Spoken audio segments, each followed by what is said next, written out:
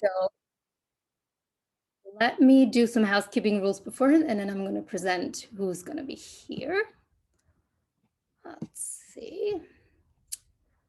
No, wait, first, my slide is why are we doing this? What is an incubator session? The idea for today was to grow some ideas together, and specifically talk about return to training and how we can go back in a safe and fun way. We wanted to have as many people as possible share ideas and come together. I think a lot of folks are still looking more for input than sharing. So just a heads up, we will have more sessions like these. So based on your feedback, based on things that we can cover today or not, we'll definitely gonna have another sessions like these. Okay, now the housekeeping rules. We are recording this event, so feel free to turn off your camera and please keep your microphone muted during the presentations and also while other people are talking. We do have a chat, so feel free to add your questions in there.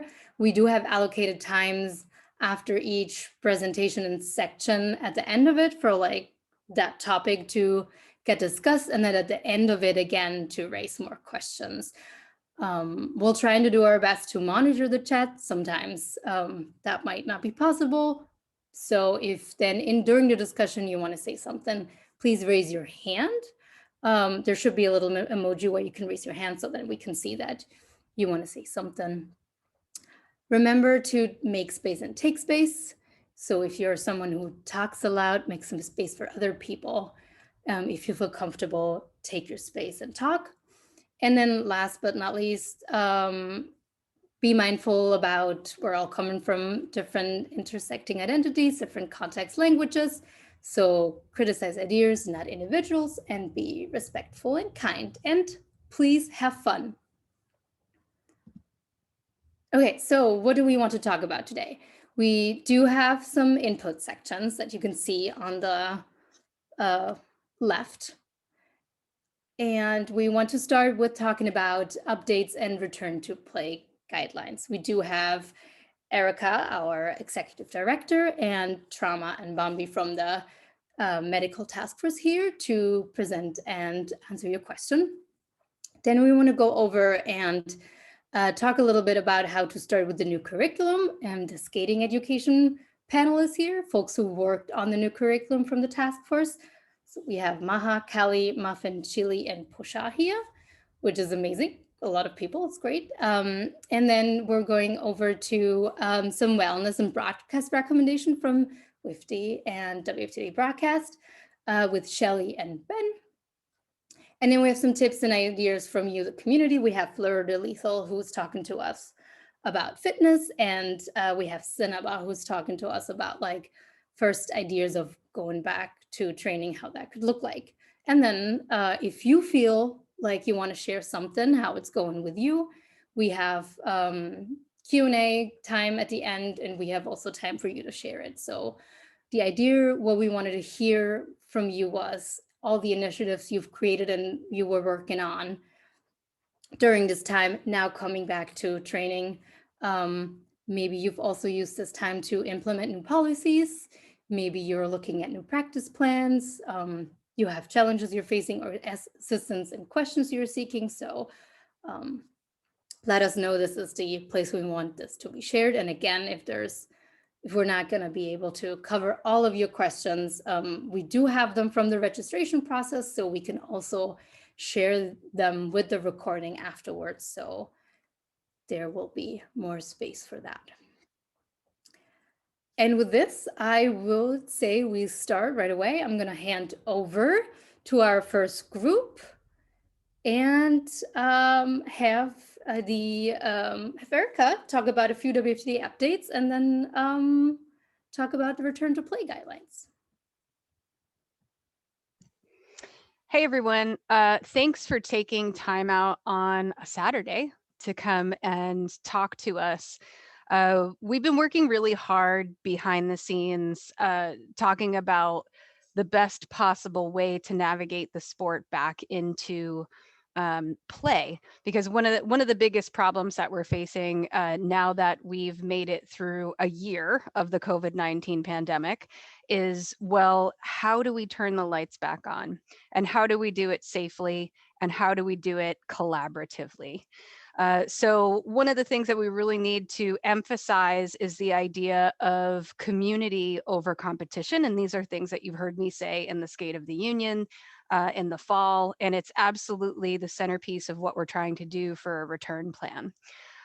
So in 2021, our competitive structures, it's probably something that y'all have guessed, but we want to make sure that we're starting to put the word out that we are not going to have competitive events in 2021.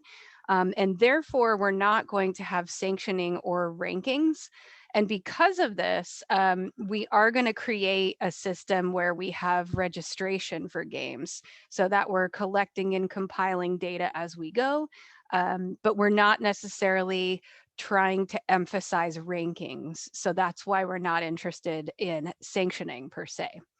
But what we do see is quite a difference in some of the regions around the world that do play roller derby in the way the spread of COVID-19 has been contained. For example, Australia and New Zealand, their governments have done a phenomenal job in containing the spread of the virus, whereas in the United States, the strategy was essentially, let's just wait until there's a vaccine. So we want to make sure that we're starting to craft the COVID-19 conversation into a regional recovery plan, because every region is going to be different in the disposition of where they are with COVID-19.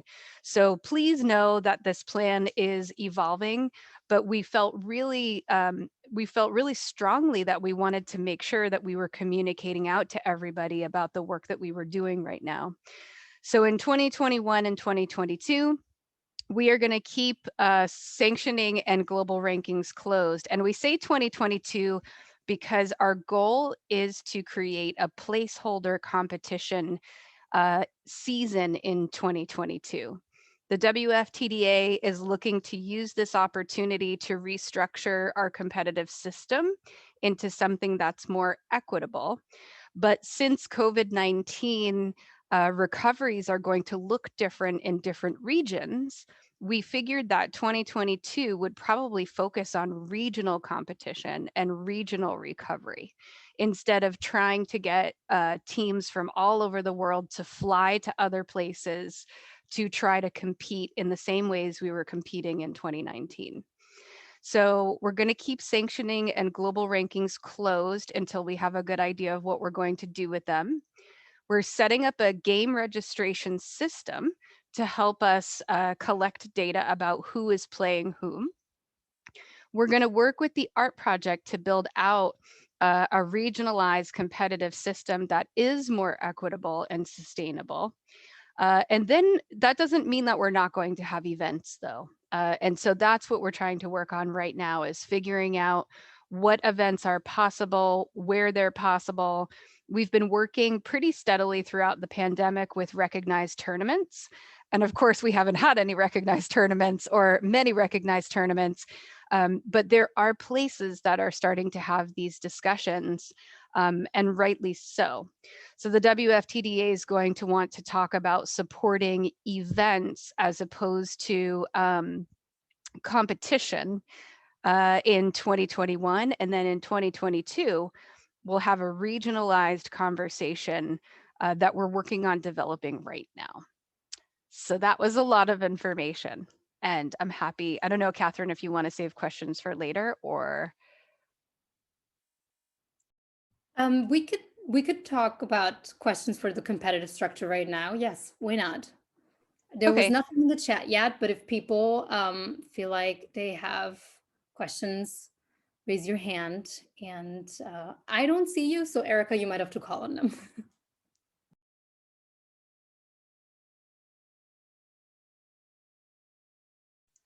What will the new competitive structures look like? Great question. We don't know yet. So I think what we're going, we're already in May. Here we are in May. So I think what our plan is to sit down with a joint task force with competitive play to talk about what a system could look like for 2022. And then we would like to take the entirety of 2022 to determine what a newly revitalized conversation could look like for 2023 and beyond. And Coco, we don't have an exact definition of regional. One of our goals is to sit down and talk to national governing bodies or countries who have national governing bodies like RDD. And we want to make sure that we understand, we're not trying to compete against a regionalized system that might already exist in a country. Our goal would be to try to think about how we could support that. But it is going to look different probably everywhere. A country like the United States is pretty big, and a country like Australia is pretty big. So it doesn't make sense to necessarily lump all of that together in one region. So what we're going to try to do is take a look at the distribution of all of the teams around the WFTDA, talk to national governing bodies, and figure out what seems most workable and sustainable for everyone going into 2022.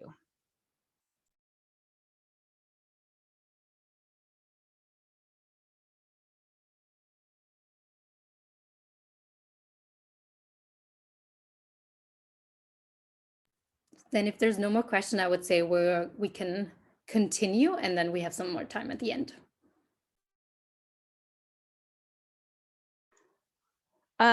This is all related to our WFTDA guidelines, and I wanted to take a moment to recognize Trauma and Bambi, who have been on that COVID medical team. And we have been so fortunate to have Trauma's mind, Bambi's mind, Bobby Jean Garcia, Michaela Kosic, Dr. Joe Stenzel, Catherine, Molly Stenzel, Bones and Bonesy, and have a really strong team of humans thinking about how to put these guidelines together. So I think we wanted to open this up as a dialogue to make sure we were transparent around how we were envisioning people to use this ladder. So the baseline infection metric is definitely something that we get a lot of questions about. And we came to that number a couple of different ways. We were researching at the time what community spread, what number of COVID infections represented community spread. And so community spread is essentially going from a few contained cases to an uncontrolled outbreak. So what we determined was 50 in 100,000 over 14 days was the sort of number that we were seeing in a couple of different places. The CDC had it, the Department of Health in Pennsylvania, where I live, had it. And so we felt like that was a comfortable number to use. We recognize that not every locality has 100,000 people. Some of them are smaller. So we created a little table for that. But the baseline infection metric is really where we saw the difference between a few cases that were concerning and like basically going from a match to a fire. So this is really what we were looking to talk to folks about, is that baseline metric. So regardless of your league's immunization or vaccination status, we were asking folks to observe this because we wanted to make sure that it wasn't just about a bunch of athletes getting vaccinated and stepping on a track, but because we wanted the entire community where your team is based to be low risk. So that's why we were asking folks to meet the baseline infection metric before stepping on the ladder. We definitely see the compliance of the guidelines as a code of conduct issue because we really feel strongly that we should not be putting roller derby before saving lives. So you've heard us say lives before laces, and that was really where we were trying to meet folks with this policy. WFTDA insurance are not covered for pandemic related liability. That is something that more specifically applies to folks in the United States who have our insurance, but we want to make sure leagues understand too that if they decide to play outside of our guidelines, along with the code of conduct, you could be opening yourself up to liability if somebody gets COVID and decides to sue you, which people love to do in the United States.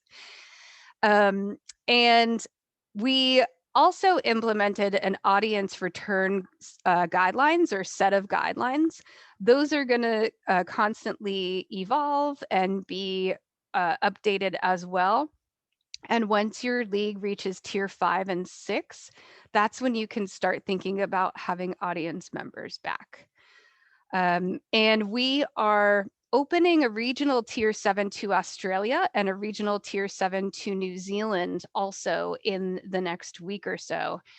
We've started to have conversations with leagues in Australia about it, but because the infection rates are so well controlled, we believe that it is possible for them to be able to play and move throughout their region safely.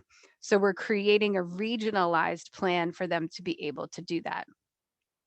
And then we have more conversations to have. I'll take a look at some of the questions before we go through here. Widget asks, do the return to play guidelines have any impact on our league's ability to send representatives to non-derby events? They do not. They do not. I would say, yes, if they're on skates, yes. Sorry, Bambi, do you want to talk about that?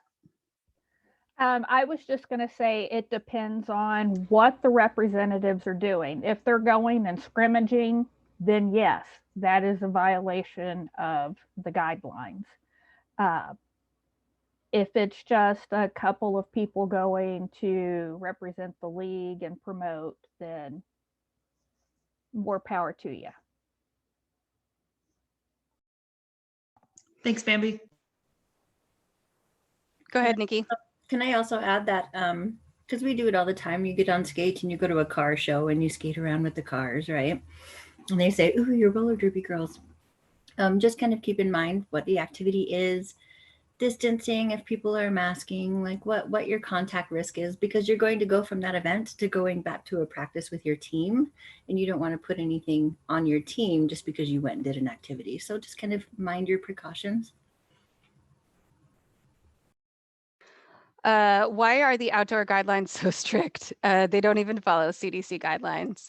Bambi, you're nodding. Do you want to field that one? I can. I'm sure the three of us all. So we have to base. We worked on guidelines just not based on CDC because obviously we cover leagues all around the world. So we had to do something that encompassed pieces from everywhere, which is why there are some differences between what we have and what you see in the CDC guidelines. Yes. Go ahead, Nikki. And you also have to remember that these documents we're creating are a living document, that they're going to continue to change and they're going to continue to grow. The CDC only announced, 3 days ago about the whole you can be outside unmasked around other vaccinated people. Right? These are all things that are continuously changing. So we're going to keep changing them. Challenge us, send us requests, send us your ideas. And if you feel very strongly that something needs to change or to be updated, we are always happy to get together and talk about that and update it if it needs to be. I hear you that you think it's ridiculous, Julie. But I do want to say that we've had about 30% of our members be able to step on the ladder at some point over the past year, and we have not had one single reported case of COVID-19. And that is a tremendous feat for all of us to have accomplished together. So we're not trying to punish folks. We are definitely hearing your feedback, and we're actually meeting in the next couple of days to talk about additional changes that we can make to help leagues get in the position of being on the ladder.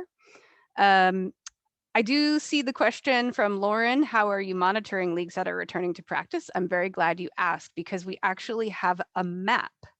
And so if you are not your league's representative, please talk to your league representative about going into the WFTDA member portal, because that is where you're reporting your tier status.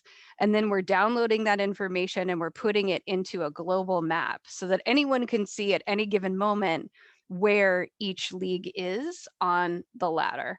So if you have not done that, please absolutely get that going. And if you need more information about how to do it, you can email us at covid19@wftda.com. And I also just want to really talk about Slayer's comment. So the vaccination conversation for us is about equity. I understand we've gotten a lot of questions about people saying, I'm vaccinated, how come I can't play roller derby?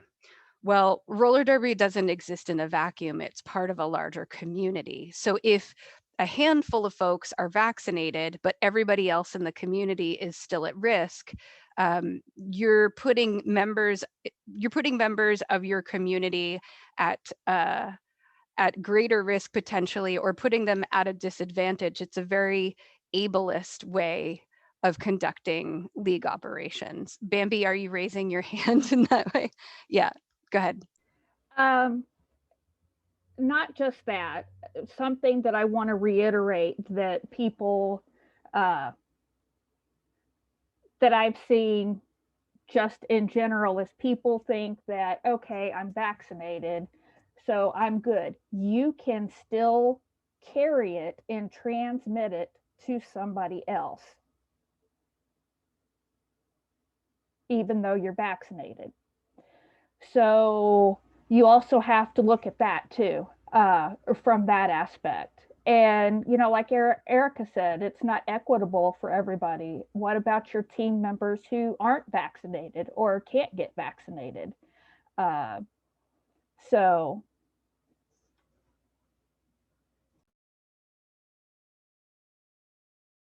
yeah, for us, it's definitely an equity question.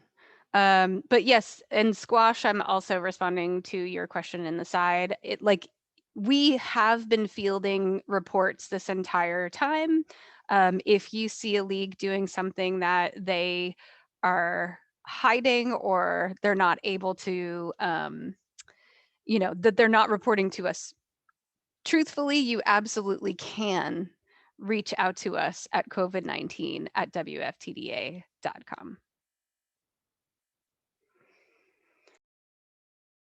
I think that the challenge for us is that we're still looking to make sure that COVID rates are low enough. And I hear you on, but if the whole team is vaccinated and they're going to be outside, I think there are conversations that we can still explore around some of this, but we wanted to make guidelines for the entirety of the WFTDA. And we recognize that there are very different circumstances that folks are encountering, which is why we are going to be pushing this towards a regionalized conversation.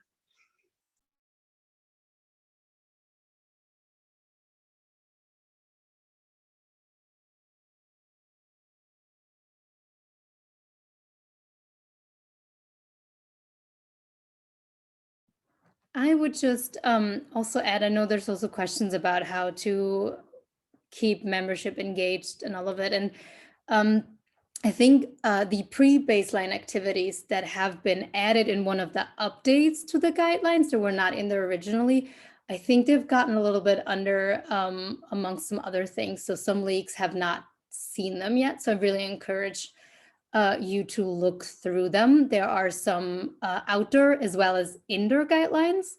And you could also check out Rose City's individual skating pod practices. They created a plan for that.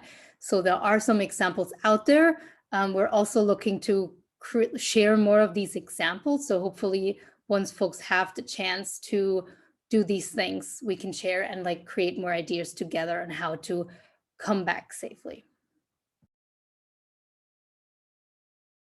Yeah, as a final thought, I wanted to make sure that everybody knew that the WFTDA is very aware that leagues really want to get back to practice for a number of reasons.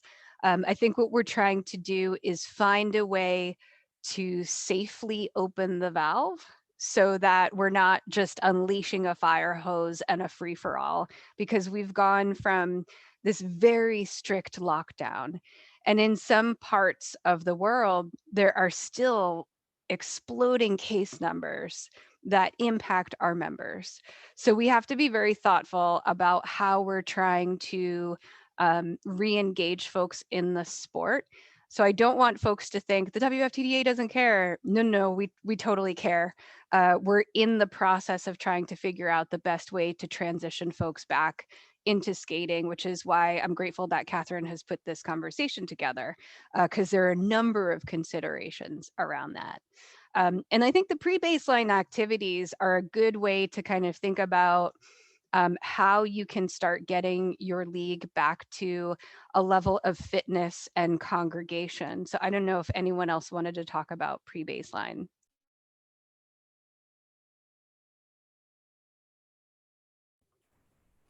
Didn't we create, Erica? No, everybody. I apologize. My blonde is real. it's deep. And we wrote all of this a really long time ago, but I seem to remember we had a conversation and we created something that was kind of a pre-base. So you're not ready to even consider the ladder. These are some things that you can do to back out, right? Like practicing in different parking stalls in a parking lot at a vacated high school because nobody was in school at the time. So I know that we have created something that was what you can do aside from Zoom practices, because we all really tried to be behind Zoom practices, but that was a hard one. That was a hard sell. So, but I think that there was something out there. Remind me where it is. Catherine you put together the back to training guide. Did you want to talk about that at all? Because you had some very specific ideas how to go from not having played. And again, this was assuming that we were going to have a couple months worth of not playing roller derby as opposed to a year of not playing roller derby. Yes, that is actually the next on the list. But I think here, these pre-baseline activities, this is maybe Trauma, what you were talking about, the outdoor guidelines and indoor activities guidelines. But if folks are interested in more detailed plans like that, I think we can look into it and I can coordinate that with the other bones and the team and see if we create more resources around that. But yeah, we do have like the next section on the new curriculum, but I just wanted to make sure that there's not any more questions around. Yeah, I was going to say, I see Alpha with a hand raised.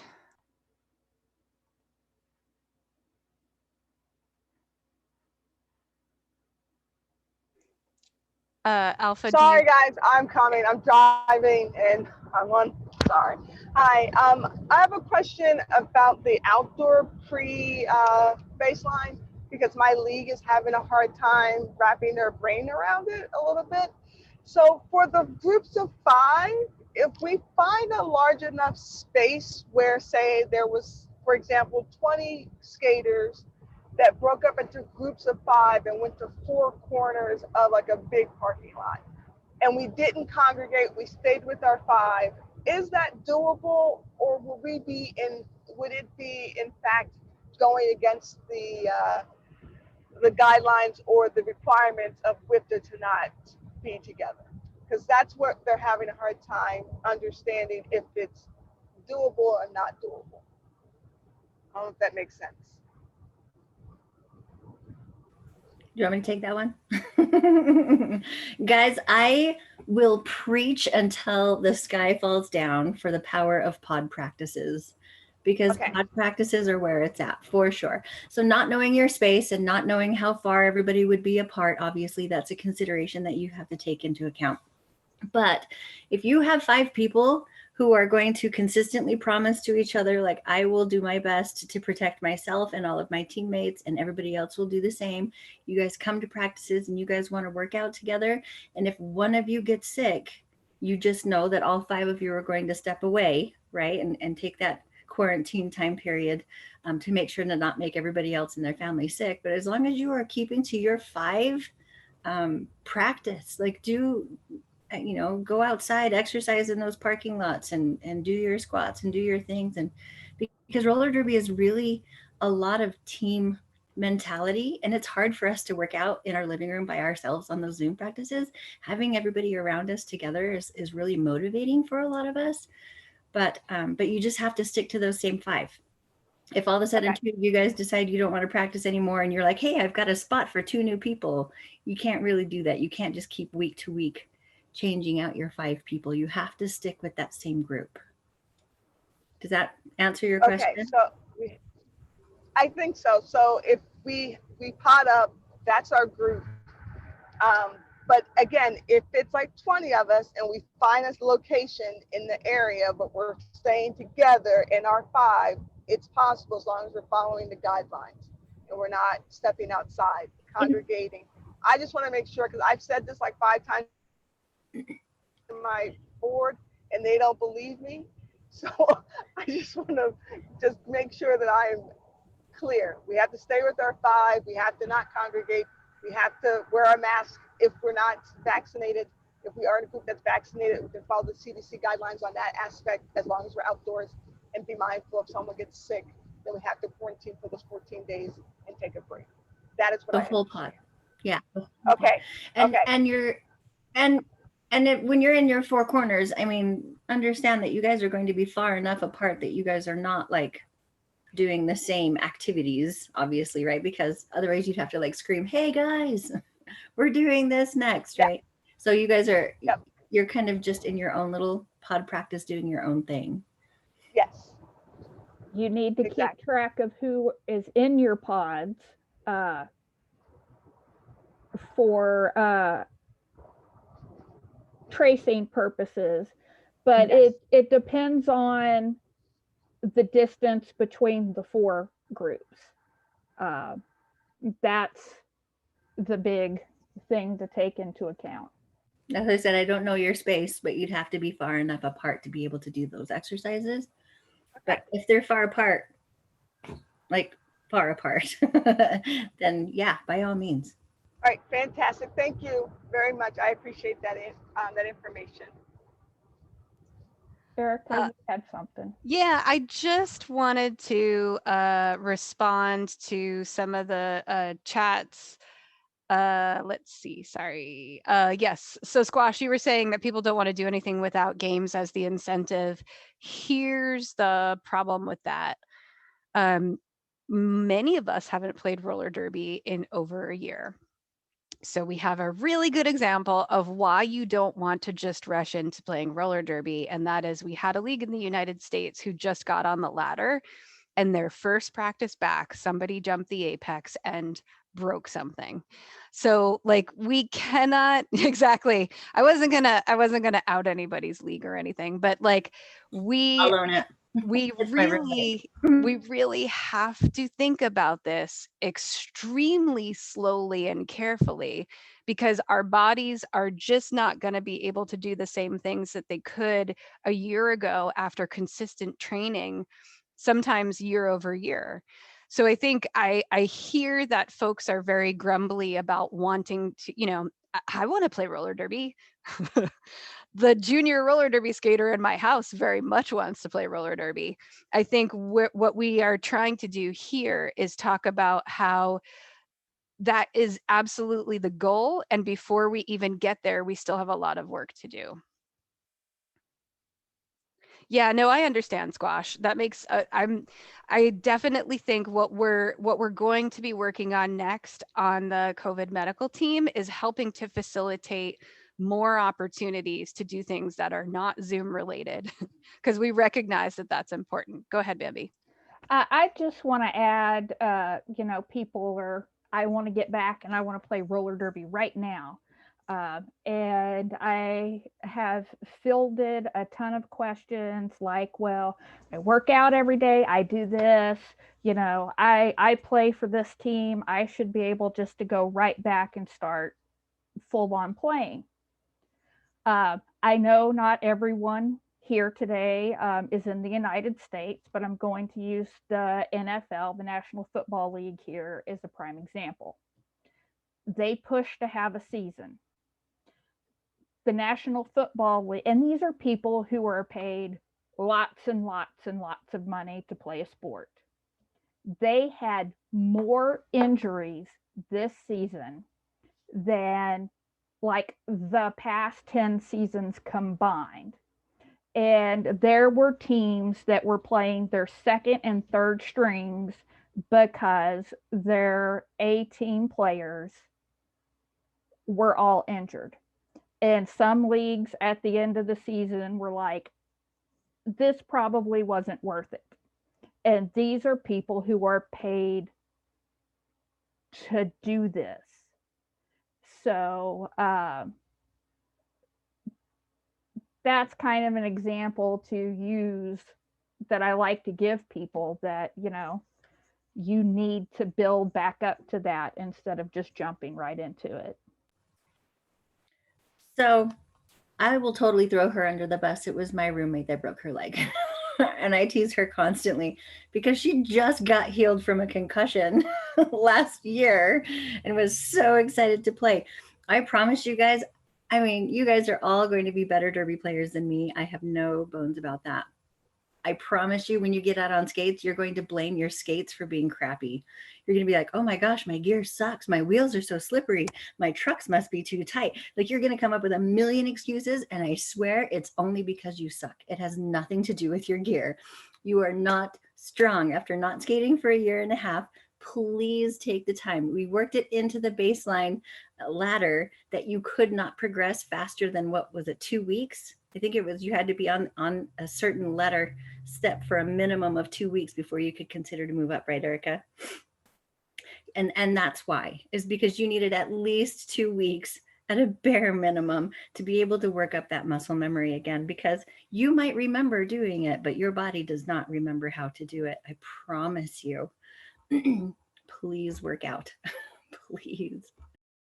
We also are going to talk about this in a little bit, and I would move us on for now, but we do have some more allocated time at the end to talk about more questions for return to play. But I would like to hand over to our next group for now, the skating education panel, to talk about how to use the new curriculum and how to start with it. And let me see.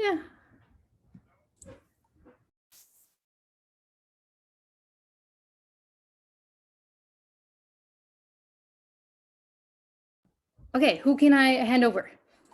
I can go ahead. Hi, everyone. I'm Callie. Pronouns are she, they. I'm out of Madison, Wisconsin. So we're just going to be going through the slides, and then the rest of the panel and my group here is going to jump in sometimes with feedback, comments from some of the questions that were submitted previously. So folks, feel free to, panel friends, help me out with there. All right, so the first step is to getting back on track here. Step one, reading through the materials. So we have the new curriculum, get familiar with those, and then start to have those conversations with your group, with your league. It's going to be a group effort. So what does the new curriculum mean for your league? Have those conversations. What opportunities are there for you to adapt things, for where changes are going to be needed, how things can be improved? Look at those things, have those discussions. Think about your goals as a group, not just as an individual. Is everyone on the same page with those goals? Again, a lot of discussions. This is very communicative, collaborative. That's really our goal here. Because your decisions about training will depend on these goals and the direction you go in. WFTDA has a lot of resources available to help with this already. So some of these things are listed on the slide here. This is roller derby. That's the main beginner curriculum, the skater education and training workspace. There are a lot of resources out there, and we're continuing to build. So many of these are living documents that we're continuing to build and work towards. So feedback is always a thing. I think we can go to the next slide. Did we want to do, I know Maha might have things to jump in on, but otherwise I can keep going, but brief pause for that.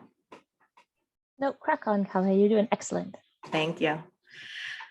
So we have step 2, going through your own policies. So you're more familiar with the curriculum now and where things might go. So look at your league, your team. What are your policies? What do you have in writing? How are you doing things? Anti-racism, equity, and training are very interrelated.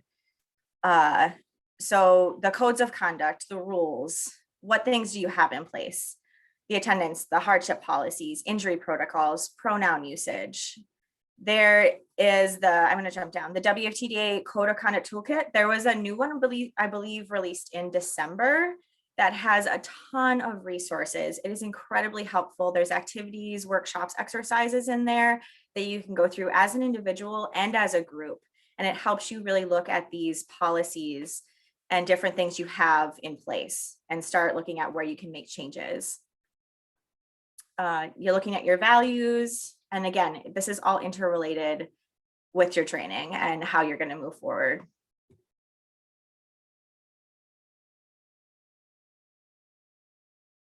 And then step 3, make a plan for returning to training, getting back into contact. I know this is kind of what we've been talking about so far, so there might be a lot more comments and questions on this slide here. Think about your group's needs. Think about how you can get back into training, skating, and contact in your context, in your situation. This was a lot of discussed regionally, but also just with your team or you as an individual. What does intensity look like? There are a lot of materials, again, WFTDA on this topic as a place to start with these conversations. So having these conversations about, it's going to be very individualized for your group, the size of your group, the region you're in, the different dynamics that you might have in place. Let's see, what cross training? Big believer personally in training off skates before you get on skates. I know there's going to be some slides later on about this. So what can you do? I know there's just a discussion about pods, getting together, if it's on Zoom, if it's you individually, how you can support each other in developing some of that muscle strength so it can feed back into that muscle memory. The muscle conditioning, I believe, is what it was referred to in chat. Again, make sure you're following those WFTDA guidelines. There's so many resources available. So many discussions about these things happening. So let's see. I think that there might be a lot more questions and things related to this one, but second part of step 3. So there are so many resources in This is Roller Derby curriculum, introducing contact and recovery. I don't necessarily want to just read off of the slide, but there are the main bubbles here. Is contact is a skill, not an emotional outlet. You're training for control. Contact should be intentional and having a purpose. Be a good teammate. So again, this ties into all of this planning. How does it relate with your goals? How does your individual group fit in? How can you support those things? Having those discussions about what those things are.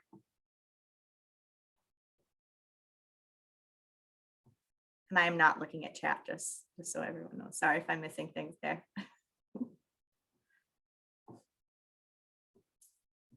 Step 4, think about the changes long-term. So especially when you're looking at your policies and things like that, this is the time to look at those, to assess those, but think where are we going?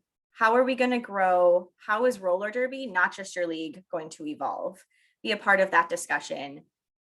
Have those discussions, not just with a small group, but with your whole league. Get people involved in how they want to see the things moving forward. The curriculum, if you haven't looked at it, does move away from the minimum skills checklist into more of a development program. So if your league doesn't already have one, and if your league does have one, look at a beginner program. What does that look like? How are you developing your skaters? How are you developing their skills? How does that progression look for the diversity that is in your group or that you want to start to build into your group? And then looking at your language. So this is something that you can do to kind of remove those barriers, those challenges that are maybe isolating people out and making things more accessible to more people. There are a ton of resources and information on this and discussions happening in the community about the new Begin Your curriculum on these things as well. So you can get a part of the dialogue there also.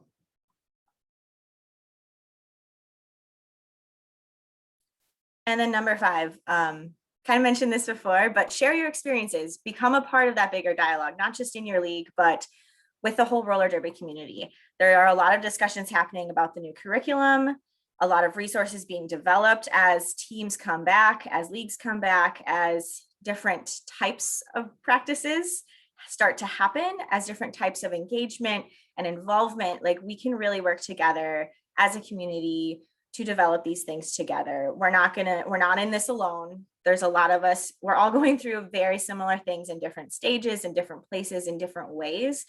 But there might be somebody across the world that has a very similar situation to yours, and we can all learn from each other. So we're developing the coaching resources, the glossary of language, skills cards, and we can really help each other move through this and get back into things and develop some new resources and to have those discussions, dialogues. So ask those questions, offer your resources, offer your knowledge and your insight, if wherever you have it, it's super helpful to get involved there.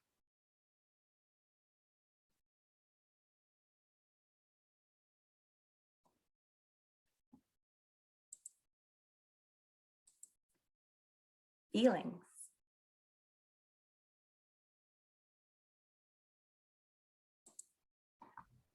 I know there's not been like a lot of questions in chat going, but the reasons why we added these slides in the section to it is that right now is a really good timing to take this moment. I'm sorry, these are looking at me.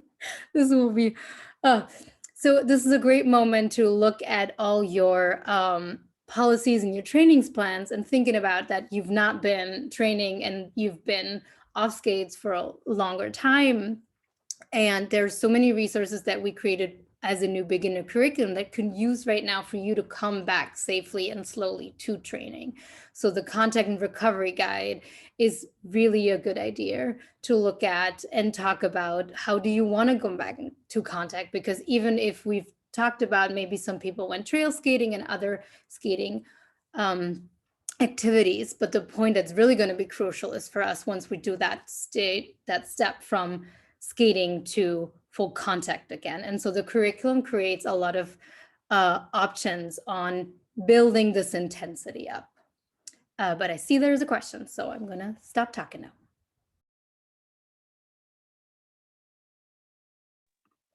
I actually just wanted to add on to what you just said, Catherine, in saying that when you start going back to Derby, this is also a great moment to start a conversation with your league members about what they need to come back, because everyone's needs are very different. Everyone, while we are in the same situation, everyone has a very different experience of this current crisis.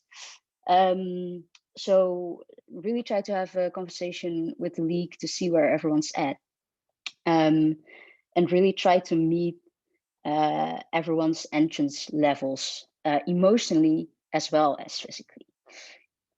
So that's just something that I wanted to add on. Wasabi is a member of our anti-racism team, the art project. Wasabi, do you think that there's anything else equity-wise that we didn't mention that you think would be really valuable for leagues to think about as they're planning their returns? Well, when I say have conversations with your league, I also think it's very good to take into account all the things surrounding anti-Black violence, anti-Asian violence, anything else that's been happening outside of the US that might be relevant to your country or your region, to take those things into account as well. Something that actually is very helpful as a tool is to think about the 5 or 7 stages of grief. And the reason why I'm saying that is that going through a traumatic event like COVID-19 or like being a Black person living through the Black Lives Matters movement and police violence, it sets you on the road of the stages of grief. And it's very good to reflect for yourself where you are currently in those stages. There are so many guides that can help you with these stages of grief and what the proper response is to them. So see where you are in the stages of grief and see how you can help others if they are in other stages of grief. And something that is really helpful to remember is if you are, for example, in the stage of acceptance, that's the last stage, it could look like you're indifferent to the situation, to someone who's still in the anger phase. So it's very good to realize what your position can look like to someone who is in another stage in this process. So that's just something that I wanted to share as a handy tool to start the conversation with your leagues. I so appreciate that, Wasabi. Thank you for letting me put you on the spot with that. But I think that really frames up well kind of the conversations that we're having internally. And we can tell that leagues are experiencing very different levels of trauma because of the questions that we're getting. And we recognize that this is not just about getting back to roller derby. This is about the fact that the pandemic and what we've gone through as a community is going to be with us for a long time. So when we talk about trying to create a slow, thoughtful return, there's still a lot to sift through that we're not going to have solved or discussed or addressed adequately for a while. And I think that those are the types of things we'd like to hold space for as we walk thoughtfully through return plans. So we definitely hear you when you say, well, we just want to play roller derby again. But there's a lot wrapped up in that. And we really want to caution a slow, thoughtful return for a number of reasons. And I think, Wasabi, your point is dead on. This is also about trauma as much as it is about the sport. So thank you for that. Thank you for bringing that into the conversation.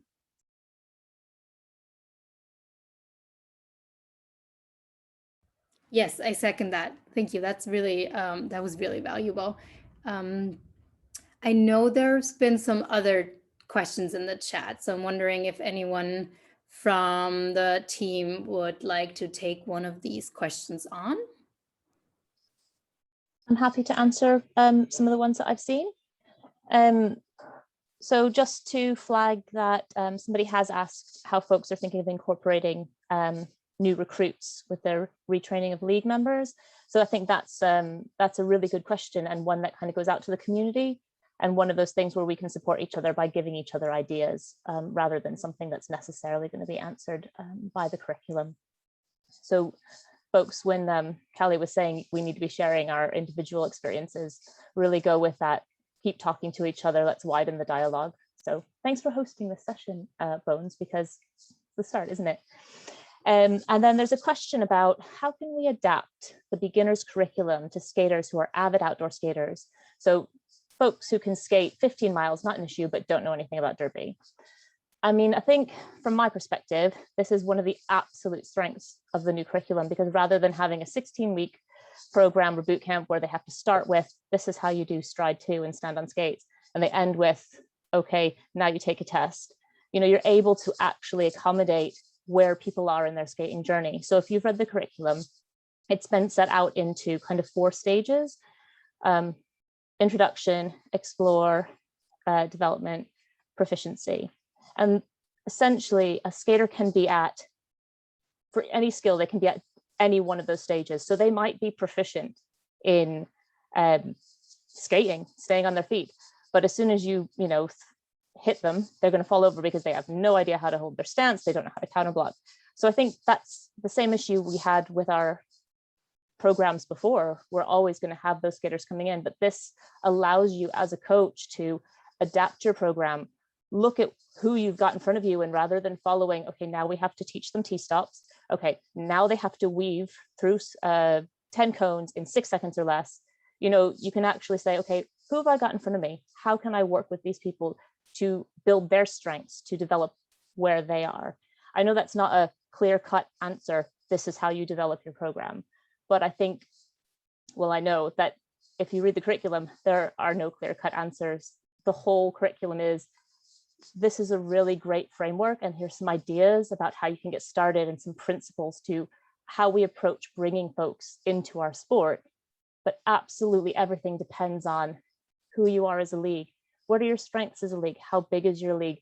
What are the skaters like where you skate? Like, are you getting a lot of people who know how to skate already and you've got to focus on derby? Or are you getting folks that bought a pair of Moxies a month and a half ago and wore them twice? Like, who have you got in front of you? Who have you got to support you? Have you got 15 coaches, or have you really just got you and you kind of want to train as well? So what the solution looks like is going to be very individual to leagues. And that just goes back to Callie's point of, we need to be talking to each other and finding those leagues that look like ours so we can work through those solutions together.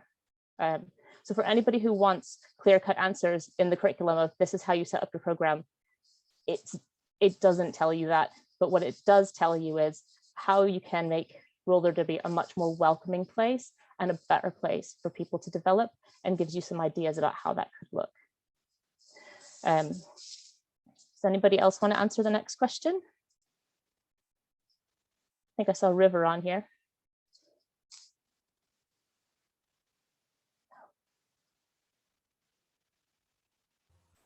Nobody's popping up. I know, I'm like, I don't know who you want to speak up about it. The 27 and 5 question I'm looking at, I know for our league, we are at least encouraging our new skaters to try to do 5 laps per minute. So if they can do 5 laps in 1, or 10 laps in 2, because jams aren't longer than 2 minutes, and it's not really that they have to pass it. We just want them to kind of push themselves toward that goal, just for the endurance piece.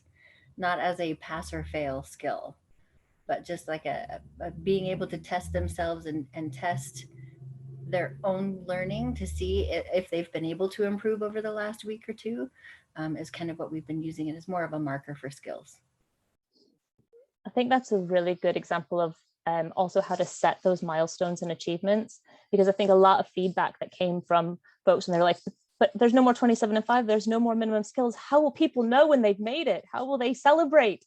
And there's still ways to do that. Creating milestones and achievements and successes every point along the way is absolutely necessary, even for grown-ups, to feel proud and successful of the things that they're doing.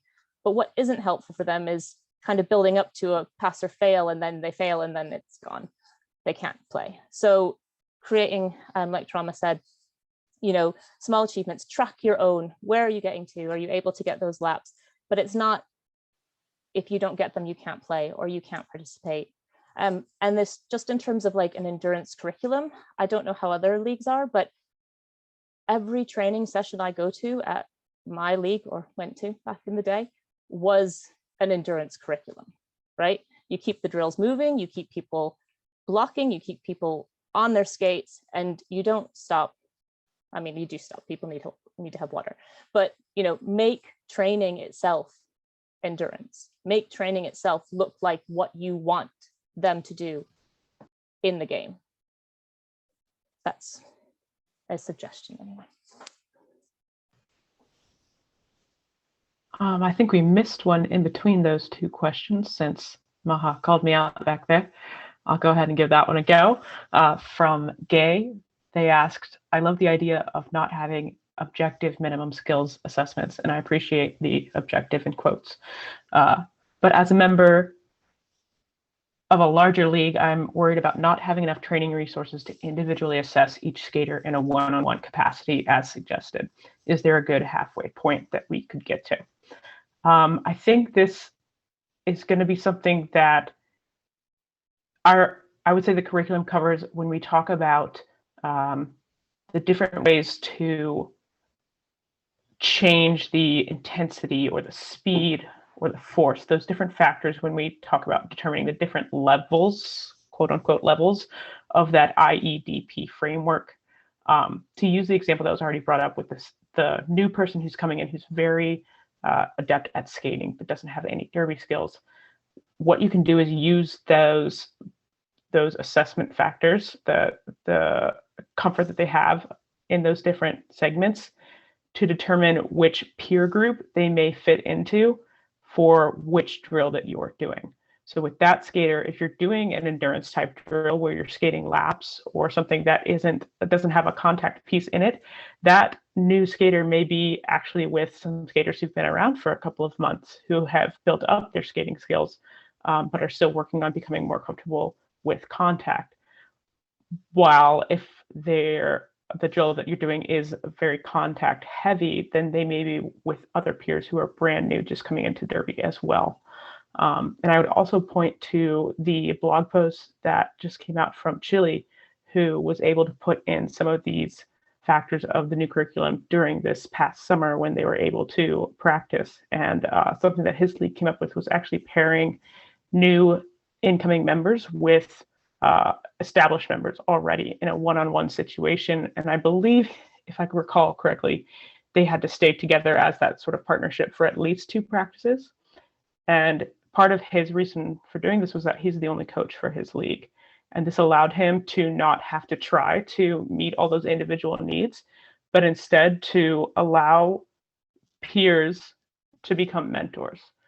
So you're not only building the relationships between incoming members, getting them invested into the league, helping to build those friendships, but you're also introducing your established members to the idea of training in a very low-key situation to hopefully help you develop some of that interest, hopefully help you develop some more staff on your training committee for the future. So I think that's an awesome idea that I know I'm going to be implementing as training chair at my league when we are able to get back to practices. Thank you, River. I also put in the chat that we do have another document resource called, I think, Mixed Level Recommendations. And I also would encourage you to check them out because they are some ideas on how to adjust your training or scrimmage situations based on how many people you might have or what levels you have. And also looking at coming now back to training, there's different ideas on adjusting your scrimmage scenarios, on making half times shorter, right? Like build up your endurance by maybe start with 20 minutes instead of 30, or the idea of calling the pack always in the back so that you slow down the speed of the game for a little bit. So there's a lot of different resources and ideas out here, and I think right now the challenge is really just to look at them and bring them all together. But if there are now no other more questions or comments from the group, I would move on. And then again, we have some more time at the end of it. And then I would hand over to Shelley. Hello, I am Shelley Wiggins, aka Toss Her Ass Out. I have been with WFTDA since 2009. Actually, June 1st will be my 11th anniversary. So I'm a long timer. I've been around for a while. I'm in Salt Lake City, Utah, and I work for WFTDI, which is the for-profit subsidiary of WFTDA, if you're not familiar. WFTDI includes the subsidiaries of WFTDA Insurance, WFTDI Wellness, WFTDI Canada, and Quad Media are our latest. So just a little bit about WFTDI. Sometimes it confuses people, so giving a little history. I'm also here on behalf of Rolly Cannoli, who heads our wellness program and could not be here. So our wellness program mission statement is WFTDI Wellness aims to keep our diverse community of athletes and participants on track by connecting us with resources that support our overall health and wellness. So I don't want to, basically I'm here to reemphasize a lot of what you've already heard, which is to start slow.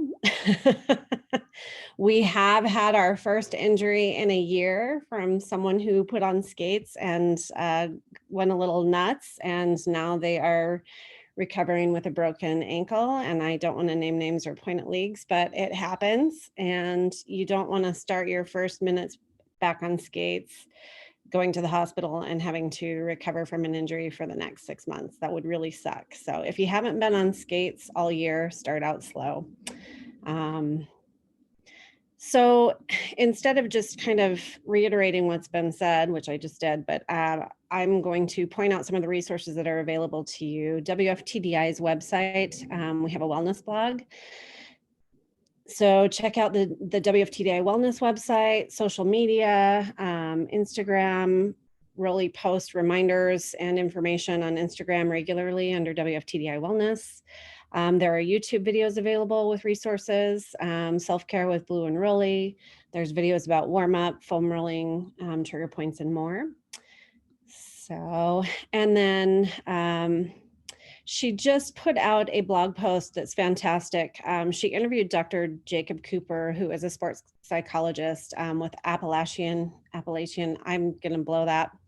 I'm not from the South, and my husband's probably going to yell at me because he is from the South and he always tells me how to pronounce it and I just pronounced it wrong. But he's with the State University Athletics, and she had a great interview with Jacob talking about collective trauma, PTSD, and all of the things that COVID has caused because we have pulled back from our social outlets, including especially sports like roller derby. So just coping with those, there are some coping mechanisms and it's some good information. So if you go to the WFTDI WFTDI website and check out the wellness blog, it's some good information.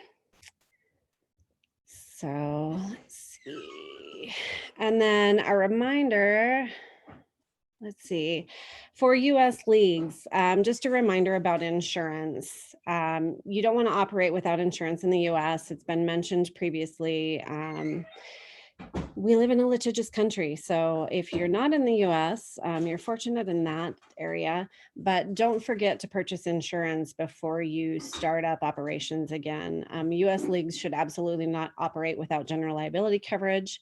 If you're doing any kind of fundraising, your website is active, you're selling merchandise, anything like that, if you have a social media presence, you're still considered active and you should definitely have insurance for that. Skaters don't have to purchase personal insurance until they're actually back on skates. You can purchase it if you are doing off skates activities with your league. You would be covered for those as long as they're related to roller derby.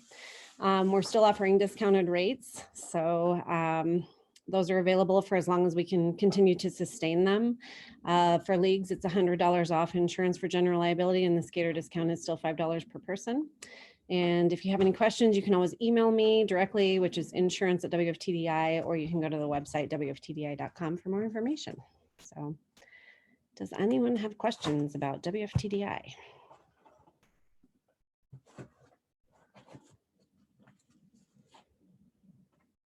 All right, I think we're moving on to Quad Media then.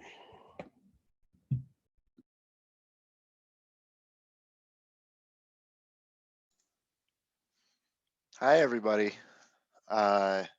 So I know that this is a lot of very skater-oriented practice, return to play, and media is often thought of as a distant third, fourth tier thing to that.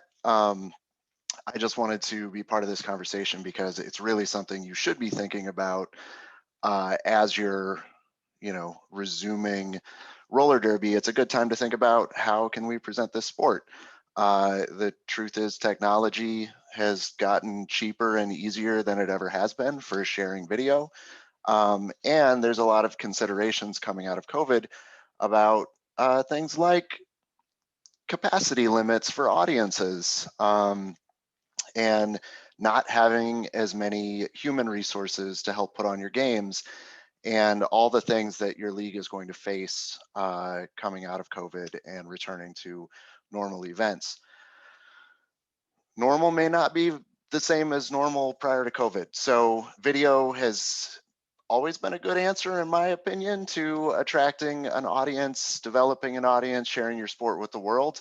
And we've had the opportunity with this artificial off season to really develop some new ways to share the sport with video that make it super simple, super approachable, and just something that everybody should be able to achieve.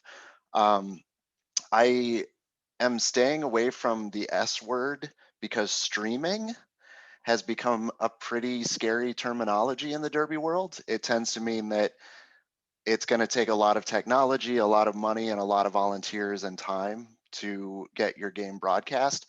And my whole goal in 2020 has been to take away all those factors, right? We want to make it cheap or free, accessible, and as little volunteer labor as possible. If you have time to check it out, last night or this morning, depending on where you are in the world, we just broadcast a game from Auckland, New Zealand. All they had on site was a cell phone. They pointed it at the track. We brought in announcers from Australia and the US, and they did live derby coverage remotely. And it was a great show. It took very little effort from Pirate City to get it on the air, and they were able to share that content with the world, but also importantly to them, they're going to be able to use it as recruitment material locally. They've had a huge loss in skater numbers. New Zealand, the whole country is short on officials, they're short on skaters. They're having a lot of trouble getting back to roller derby because of a lack of people interested, because they had to take about a year off. And New Zealand took the least amount of time off from roller derby of anywhere else in the world. So imagine the issues that we're going to have when we get back in the US. So really creating that video, creating that experience is really good for them. It's also, I hope, a really good thing for the global audience, the global derby community, to get to see those games happening, not only because these are teams that have implemented the new skater criteria, the new skater curriculum, and have been doing new approaches to training, but also just because it's so nice to see people back on skates. Watching people high five at the end of the game, man, at first I'm a little nervous about it, but they're all COVID safe, and it's really just heartwarming and good to see. So things to think about.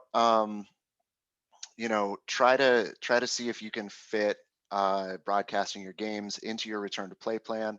Really be thinking about ways that you can make it happen, and start thinking about it now. Don't wait until a week before your first game to say, hey, maybe we should broadcast this. It can happen. We can turn it around on a very short timeline, but it's a lot easier and it's a lot better if you start thinking about media and video as part of your return to play plan. Think about recruitment, think about social media, think about training. Being able to review footage for your new skaters is super helpful. So we've developed some resources. They're linked here, and I'll drop the links in chat. But things about developing your own broadcast system if you want to DIY it all by yourself. But also, we've introduced the WFTDA Remote Studio, which is a way that we help you get broadcasting with very little startup time or cost on your end, because you're just sending us a video feed and we add in the announcers and the scoreboard and all those other things that make a broadcast look complete. So really, we're just trying to make it easier so that you have that broadcast resource to share the games that you're doing.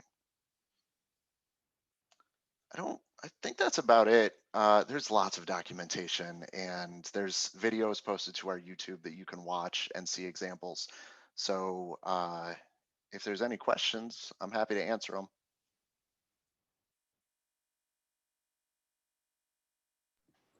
Thank you, Ben. I think this is also really great to make the connection again back to with the return to play guidelines and also the new curriculum, and all of us being in the same place of having to figure new things out. And by being able to share it also via video, there's a whole different component as well, right? So yeah, I've not seen any questions so far. So if folks have some more, put them in the chat, and Ben will definitely answer them there or at the end of it. And then I would hand over to Fleur the Lethal and talking about this. Hi, y'all. I'm Fleur de Lethal, pronoun she, her. My Instagram is on this slide because I'm going to try to go through this in about 5 minutes. So if you have more detailed questions than we can get to, feel free to hit me up on Instagram, send me a DM, and I'd be glad to chat with you. So I'm talking about off the track training. As many people have said during this presentation today, preparing your body will make you a stronger and more resilient athlete, and it can also help prevent injuries. And so that's just really important to keep in mind, because a lot of people are like, oh, well, I've been doing various types of skating and I want to like just jump back into the action. And there are reasons why that may not be the best idea. So just keep in mind, there's a difference between exercise and training. So exercise is like the general physical activity that people will undergo in order to maintain health and wellness, whereas training is the action of undertaking a specific course of exercise and diet in preparation for a sporting event. So I'm going to talk about exercise and not diet. That varies from person to person.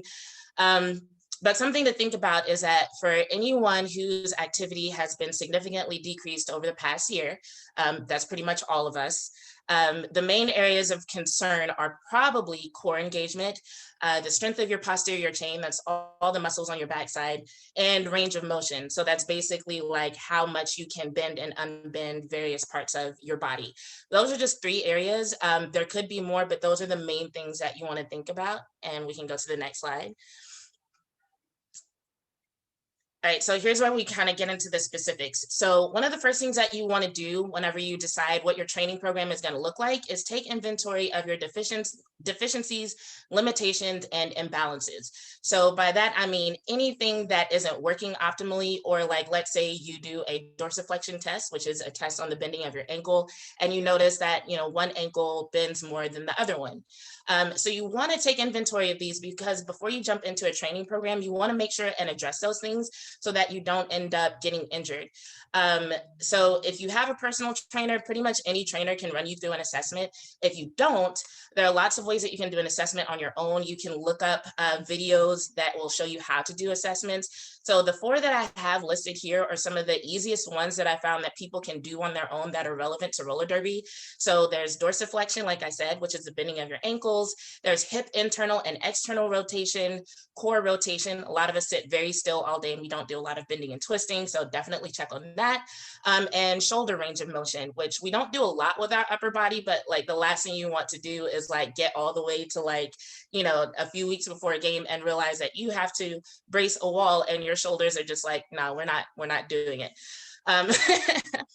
So you want to be able to look at those and basically determine if anything is not working properly or if anything is just off from one side to the other. I'm a certified personal trainer and I've been working with several skaters during the hiatus. And even then, like I've done assessments with them and you'd be surprised how many are like, oh, that's why it's so hard to hockey stop to one side as opposed to the other. So definitely do those assessments and check out your joints. So once you take inventory of that, you want to go through a phase of general preparation programming. And so that's basically taking several weeks to work on those limitations and deficiencies. Some of them you might literally have to keep tabs on forever. Like some things you might have to work into your warm-ups just to make sure that you keep working on things like dorsiflexion. I bring that up a lot because it comes up a lot in Derby. It's an issue. But you might have to work dorsiflexion things into your warm-ups and things like that. But you want to make as much progress as you can so that you can then move on to a strength and power phase. So strength and power, we're talking higher intensity, lower volume. The reason why you want to go into a strength phase before you start working on endurance and conditioning is because you want your body to be strong enough to be able to undergo the stress that it's going to have to undergo as you're working on conditioning. So for example, your quads and hamstrings are responsible for your knee flexion and extension, as well as patella alignment. So you can help protect your knees by strengthening your lower body. Your core has a lot to do with your spinal stability and your pelvic stability. So you can help protect your spine and your SI joint by making sure that you have a strong and flexible core. So you want to go through that phase also several weeks before you jump into hypertrophy and conditioning. In Derby, depending on what your role is, hypertrophy might be less important than conditioning, but sometimes hypertrophy, which is basically whenever your muscles start to get bigger as you're working out, as opposed to strength, because a lot of strength comes from a neuromuscular connection and not necessarily bigger muscles. If you've ever wondered why sometimes tiny people are so freaking strong, it's a thing, it can happen. But yeah, hypertrophy and conditioning can sometimes go hand in hand, because that's when we move from higher intensity and lower volume to higher volume and a little bit less intensity as we're working on conditioning. And then after you've done that for a while, then you can focus on sport-specific training. And once you get to where you're about 4 to 6 weeks from normal operation, so around tier 6, if your league is going through the return to play guidelines, then that's when you definitely want to start incorporating sport-specific training. So that's when you're going to go from your typical conditioning work to actually in your off-skates training, you want to make sure you're incorporating things like lateral movement, some high-intensity interval training that kind of reflects the movements that you'd be expected to perform on the track, et cetera, et cetera. So that's a quick rundown of kind of how you would want to progress from being like pretty sedentary or going through a basic exercise regimen to like actually training for this sport that we play, which puts a lot of stress on our bodies. So any questions? I'm going to check out the chat. Let's see. No questions, it looks like. Somebody said they're afraid that their plow stops will be awful. They probably will be. Glutes are one part of the posterior chain that like we just don't use a lot, especially in the way that we would need to use them for Derby. Like a lot of us over the past year have spent a lot of time sitting down in front of a desk, driving or what have you. And I have tried plow stops, and like right now, my max on squats is probably 225. I did 20 plow stops and my glutes felt it. So there's a definite difference between like lifting weight and even lifting heavy weight and then actually getting out on the track and doing the thing. Anything else? All right, thanks y'all. Oh, somebody, is there an approximate timeline or description of this physical training progression that could coincide with the return to play guidelines? I haven't developed one, but I'd be glad to take these bullet points and write it out, and maybe we can just throw that into the slides whenever they go out. No problem, y'all.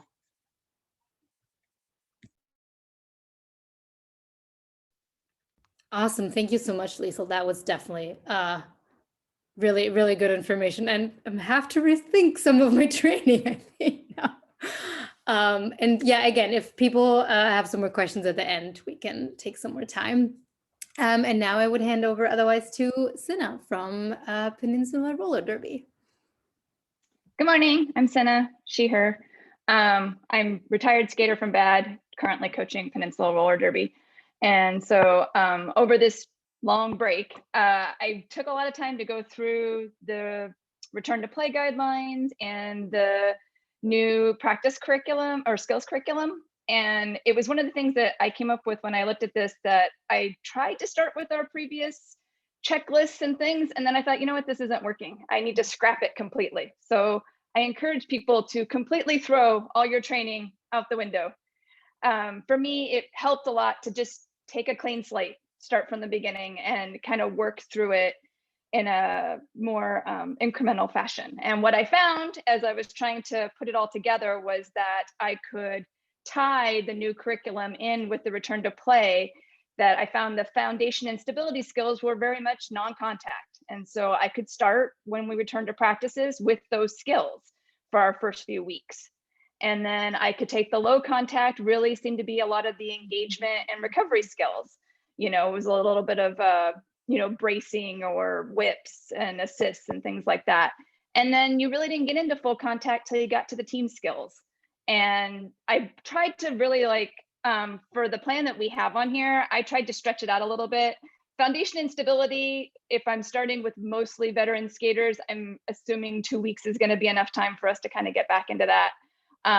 But I've also told the skaters that, you know, this is a flexible plan. If it doesn't look like we're really there yet, then we may stretch this out further, or we may condense it depending on where everyone's at. I mean, I can't condense it any further than 2 weeks, which I've also set that expectation that for every level for the tier of return to play, we have to spend 2 weeks there, so that they have that expectation. Because I've had a few skaters be like, well, I've been running marathons in my off time and I don't need 2 weeks to get back into it. And I'm like, doesn't matter.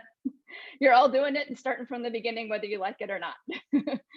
So setting those expectations for your skaters, I think, is important too, that we're all on the same plan and we're all going to start from the beginning. And I think this presentation is going to help a lot when I send it out to the league to emphasize that, you know, even if you've been running marathons, it's not the same as being on skates. It's not the same as trail skating, that we all kind of need to work back into it.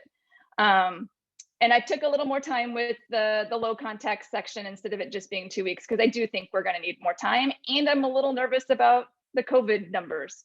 Our numbers here are good, but they've plateaued, and that makes me nervous. So, and the nice part, I want to say for all your leagues, poll your leagues, see where they're at. Oddly, for like Bay Area and Peninsula, who I'm both heavily involved with still, neither league wanted to come back yet. They really want everyone to be vaccinated. They really want our COVID numbers down. Nobody's really comfortable being near anybody else yet. So that really took a lot of pressure off coaching and the leadership to say, okay, we've got time to work on these plans and get back to this with thought, and not have to worry about, like, we've got a bunch of skaters that are itching to get back on the track. And we still tried to keep people engaged with some trail skates and some, you know, opening up facilities for small groups of 1 to 2 people that they can go in and work on things on their own, but not having to push to get back to there. And then the other thing I really did with the new skills curriculum was trying to see what a mixed level practice was going to look like. And for me, as I worked through it, it kind of resonated as being similar to when I attend a yoga class, that you go in and they say, hey, this is this pose we're going to do. But then if you can't do that pose, here's the modified pose. And if you can do that pose and you need a little more challenge, here's the next step, you know, like that pose leads into this pose, which is a little bit harder. And everybody gets to try and be wherever they're at. And you can even, like, if you're trying to work up to that, test it out. Maybe you're there, maybe you're not. You can try it. You can roll back to the easier pose if the harder one's too hard, you know? And so giving the skaters kind of some ownership of, where are you on this skills progression? You know, do you want to try 1-footed plow stop today? Great, try it. If it's not working, roll back to the 2-footed plow stop, you know, and keep working on it that way. And that way I can also say, hey, we're going to work on stops, but, you know, the newer skaters can work on the ones they're working on, and my vets can, you know, go into hockey stops and whatever makes them happy and keeps them engaged. So that was kind of how I was envisioning this. I'm not sure if it's going to work out or not. I'm trying to keep my mind open and flexible to changing things up as we need to and seeing how it works. Currently, Peninsula is a small league. We're hoping we'll get some extra people through recruitment. There seems to be a lot of interest due to COVID and everybody buying Moxies in their off time and stuff. So we'll see what happens there. So I might have a very mixed group of veteran and new skaters.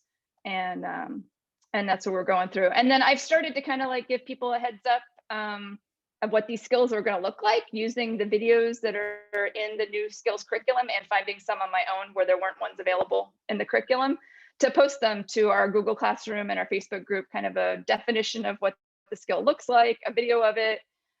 Also going through rules and penalties and things like that as well, so that they can kind of get that background now, and they can work on some of these individual skills on their own if they want to, and have it for future reference as we work through them in person when we eventually get there.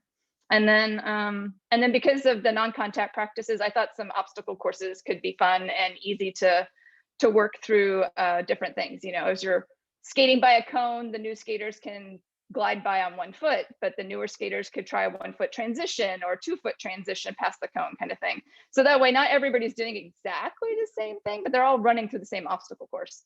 And then that would keep people moving, and instead of being in a static 6 foot space, but we could all still be spread apart.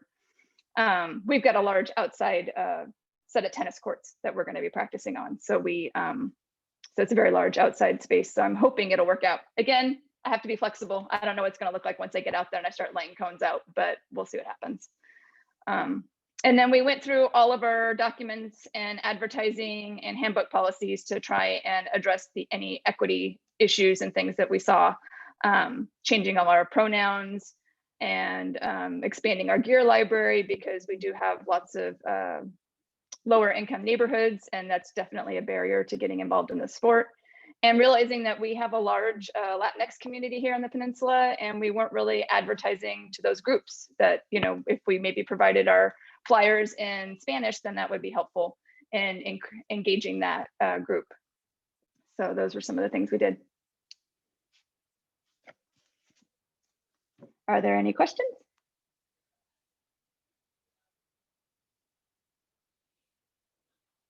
I think so far, all those comments are just praising this and being very happy to see this example. And yeah, I can only agree. This is pretty awesome to see. And you've put so much work in. It's pretty amazing. So thank you also for sharing this today. You're welcome. My pleasure. Awesome. So if people, at the end, we can also see if there's more questions or exact questions for Senna for this. Otherwise, I have one more example, which is from Vector from Western Australia Roller Derby. Vector can't be here today because unfortunately we have too many time zones, and was not a friendly time for him. Vector is part of the art project as well, the team, and I asked and talked to him a little bit beforehand. Since they've also had the chance to come back to training, I thought there were some really nice ideas in what he talked about, what they were doing in Western Australia Roller Derby. And the first few weeks and coming back, they had like not a formal training program, but more an idea of like, just come and skate and see how much you remember and how much you had forgotten, to take a little bit of an inventory and stockage of like, where are you at right now? And then also to see what are the things to focus on in the formal training program then. They also had the opportunity to change assessment policies. They've wanted to do that for a long time, but now that after the enforced shutdown, they had a better opportunity to use the calendar, like how they want to use the assessment cycles with it. And so that was a good moment for them to just kind of also what Senna said before, like, you know, throw away what you had and like start with a white piece of paper and see how you want to start with your time cycle. And then, yeah, I think something that all of us will have to do is take stockage and see who's coming back, who's still there, and who wants to continue going forward, and also maybe in what role. So that's right now also a very good time. I know Bear City, my league, we've done also an inventory with a survey just to see who's still around and who might be willing to put some work into some coaching and training ideas, or who's just maybe coming back in half a year or not at all. So yeah, that's something I wanted to share from Vector. Maha, I see you've added some comments. Do you want to talk about something there? No, I'm literally just nattering away in the chat. Awesome. Just commenting on the approach, that's all. Okay, super. I cannot answer to all of the approaches, and I'm probably also not giving justice to it, but okay. That's it, what we have in terms of prepared content, and I know it was a lot of input also, but we do now have some time to see if folks want to share some more ideas or want to go into some more questions.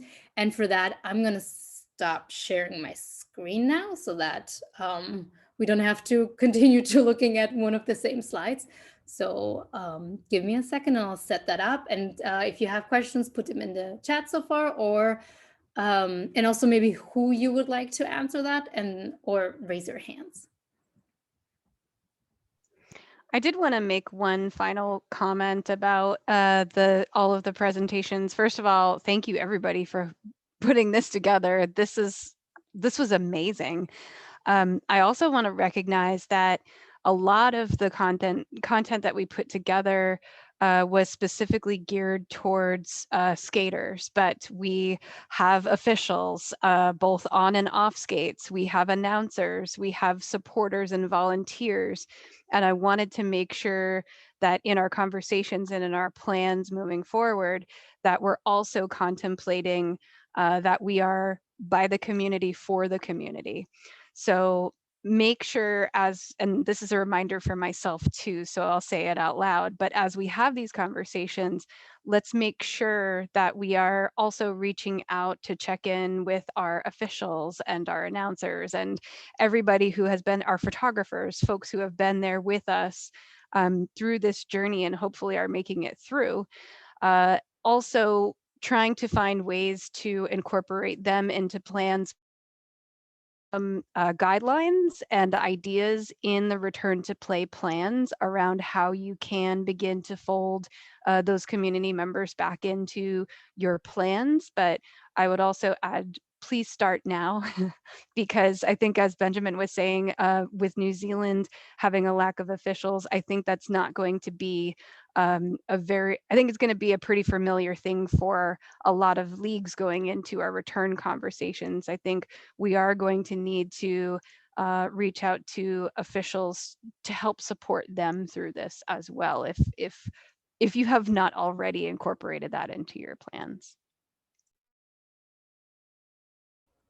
I would just like to say real quick, I would like to thank all our presenters today and everyone who has attended on behalf of the board of directors. It really is going to take the community for us to all get back together and get this going. And it warms my heart to see everybody here. So thank you.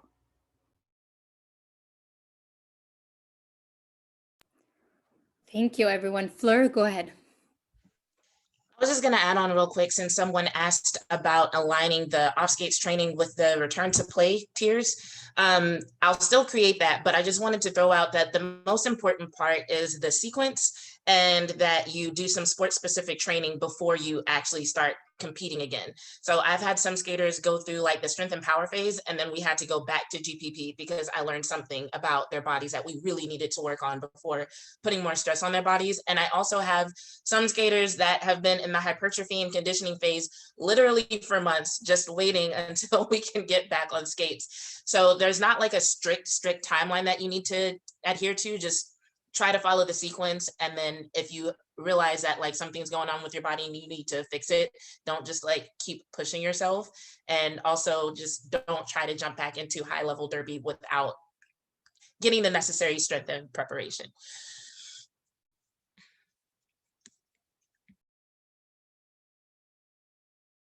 Yes, awesome. Really good point. There's a question about regional comebacks. Erica, do you want to take that? Yeah, I think that this is a really great question. So as we develop a regional comeback, if there will be a push to reach out to unaffiliated officials, announcers, and photographers, I'm not quite sure that we're ready to present a conversation on it, but we have been talking with a variety of leagues from across the WFTDA who would like to think about a return in a more collaborative way. And so when we say regional, we've had a few opportunities to talk to leagues around the world who have said to us, it makes more sense for us to work with other leagues in our region to attempt some type of return conversation. And that includes potentially pooling practice resources, pooling coaching resources, pooling officiating, and all of the different types of resources that you need to make roller derby happen in order for there to be a more aligned and collaborative approach. And we feel really great about that conversation because as we were right before the pandemic, we were over 450 member leagues, I think 460 member leagues at one point. And quite a few of them were operating in the same cities or the same areas as other leagues. And we're not here to tell you that you have to merge with other leagues in your area. But it certainly behooves folks to work together because there probably will be shortages of resources that you're going to have to encounter. So I think that's a really great point, and it is absolutely something that we are talking about.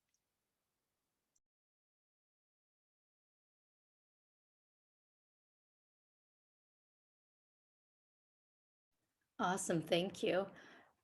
Are there any other questions from folks who want to either put them in the chat or also, yes, there's just one coming in. Okay, timing. Recruitment of new skaters. Okay, the last I read, the recommendation was to hold off this until later down the line. Is that still the case? I think to some extent, but I don't like, I can only speak anecdotally here in Philly. We get all types of DMs asking when we're starting back.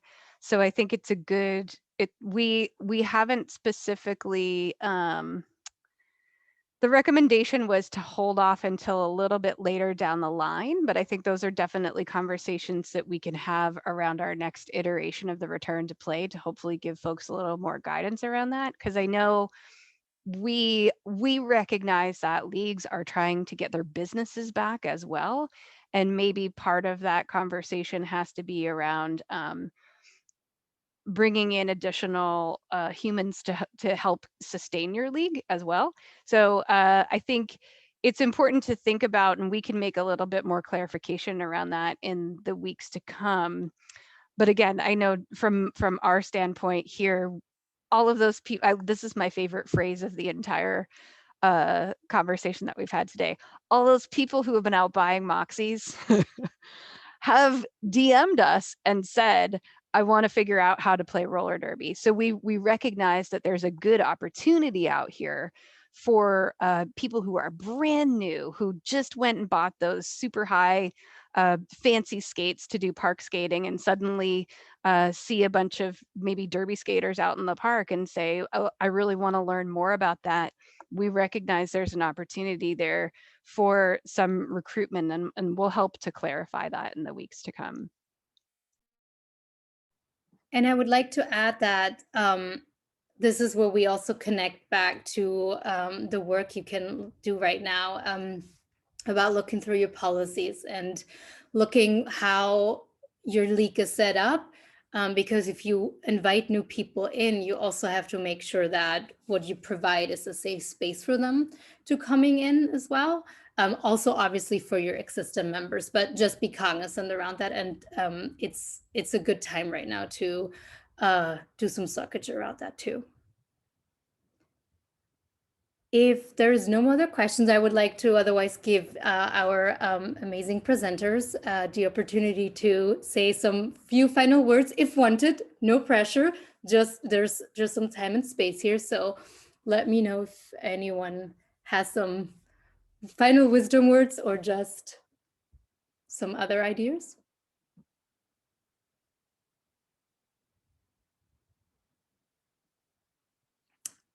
also no pressure. It's also good if not. I think it's everyone probably is. It's almost 2 hours, and so this has been a long meeting. So wherever you are, go. I would like to also let you go back to your day or your evening or your morning.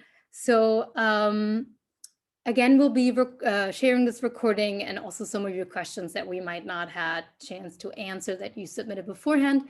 Thank you so much for everyone who presented today and shared your expertise. I really appreciate it. Thank you everyone for coming and attending. You can send me feedback or maybe some next topics or focus that you would like to have such a incubator or a community session to have together. You can send it to Catherine@wftd.com. And yes, otherwise we're definitely planning to have something mid to end of June, and we'll keep you posted around that. So if nothing else, thank you. Have a good day, morning, night, and talk to you soon. Bye. Thank you. Bye.